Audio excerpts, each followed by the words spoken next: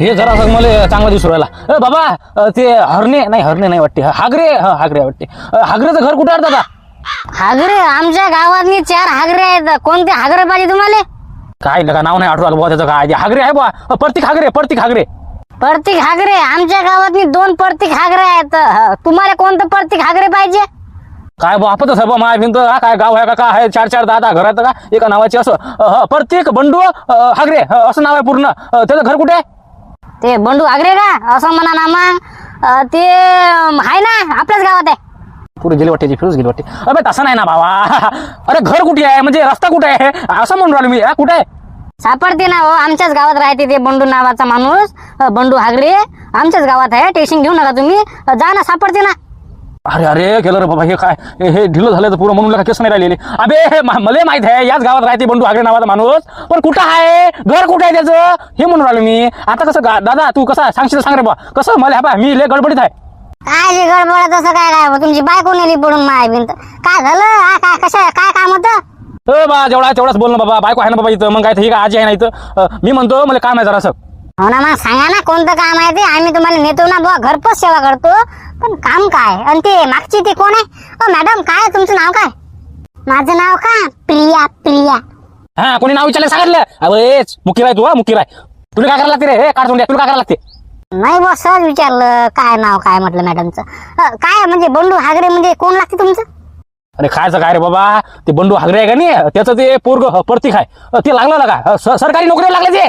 त्याचा कसा मित्र आहे माहिती बंडू नावाचा. मी म्हटलं हो लागलं बा त्याचं पोरग सर्व्हिसवर. त्यासाठीच म्हटलं आता चाललो बा त्याच्या घरी. हाय म्हटलं बा आपली पोरगी पसंत दिसून आली तर पुढे नेऊ मग आपण लग्नापर्यंत. बापा हे लग्नापर्यंत गेलं माय बिनत. पोरगी तर बाबा खतरनाकच आहे. हेमा मालिनी सरकारी नोकरी लागलं का ते? मग काय झालं का सरकारी नोकरी आहे? 40,000 50,000. आता तेच बा मला कसं पोरगी आहे बा आपली. कशी पोरगी कशी रे दिसायला बसताय ना, 1 नंबर पोरगी आहे. आता तेच बा दाखवासाठी मग तेच म्हटलं बा घर कुठे आहे घर गिर माहित नाही बा मला.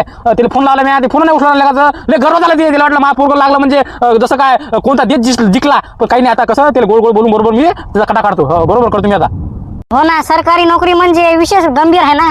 आता पसंत केलं पाहिजे पण ते ना. आता ते कसं ते नोकरी म्हटलं तर मला नाही वाटत तुमच्या पोरीचं त्याचं काही जमील म्हणून.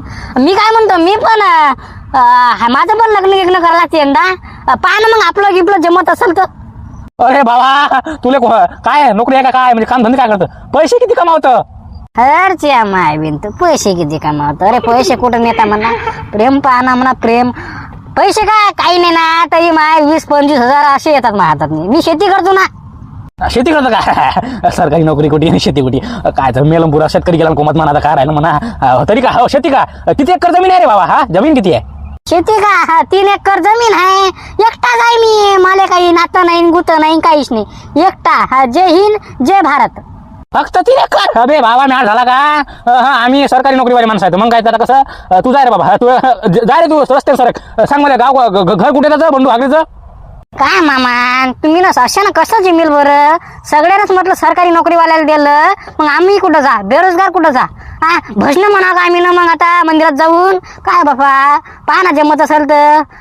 मग आई बाबा आहे तर पुण्याला राहतात ना. आई बाबा त्यांना सांगतो मग मी असं आहे म्हणतो. पहा ना जमत असेल तर. काय माणूस आला नानी लागूराला. ए बाबा तुला घर माहिती आहे का रे? माहित नाही ना? मग जर साईडला आहे आम्हीच पाहतो. सारा साईडला आहे. मला वाटलं बुडी मुखी आहे का? ही तर याच्यापेक्षा भारी आहे बाबा. आजी तसं नाही म्हणत होतो ना मी. म्हणजे कसं जवळचं नातं आहे आपलं. खरकट्या जवळचं नातं कधी आलं रे? अबे तुला 2 मिनिटं झाले नाही ना बोलाले. इतक्या लवकर नातं पण जोडलं का? जाऊ दे रे मग घ्या जाऊ दे. यांना काही समजत नाही खरं प्रेम काय असते कसं काय असते ते. मामा मामी तुम्ही टेन्शन घेऊ नका. बंडू हागरेचं घर सरळ आहे. सरळ जा सरळ मरा. काही विषय नाही. टेन्शन घेऊ नका. सरका तुम्ही आता आम्ही चाललो. जा ना मग. तुला कोणा थांबवलं? सरळ आहे का त्याचं घर? तसं म्हण ना मग. चाल सरळ. अरे मग घ्या सरकारी नोकरीची ताकद पाहिलं लगा. सरकारी नोकरी लागली का त्या पोराले? अभे लगा पोरीवाले लगा मायबीन पळत जाऊ राहिले बे लगा. काय लगा कसं जमील बे अशाला? मी तुला म्हणू ना शिकणं शाळा. तू काय म्हणे? अबे जाऊ दे ना म्हणे. करतात नाही म्हणे.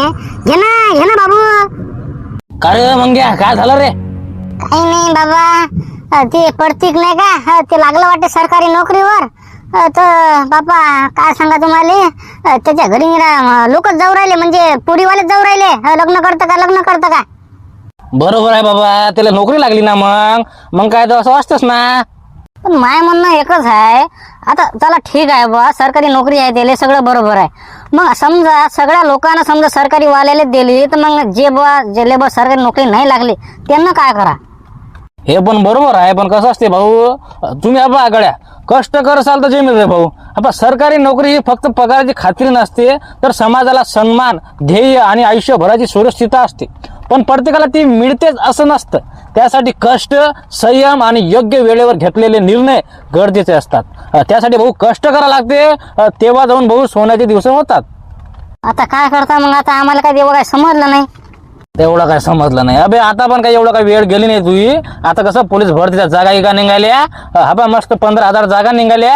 एकदा चांगल्या तयारीला लाग मस्त भाऊ, आणि लवकर एक तरी जॉब काढ. कसं एक तो सरकारी नोकरी काढली का नाही, अबे मागचे सगळे आबा दिवसच पालटतात. हो बरोबर आहे तुमचं, कष्ट केल्याशिवाय मार्ग नाही बापा. हा समजलं ना. हा असं होते का नाहीत.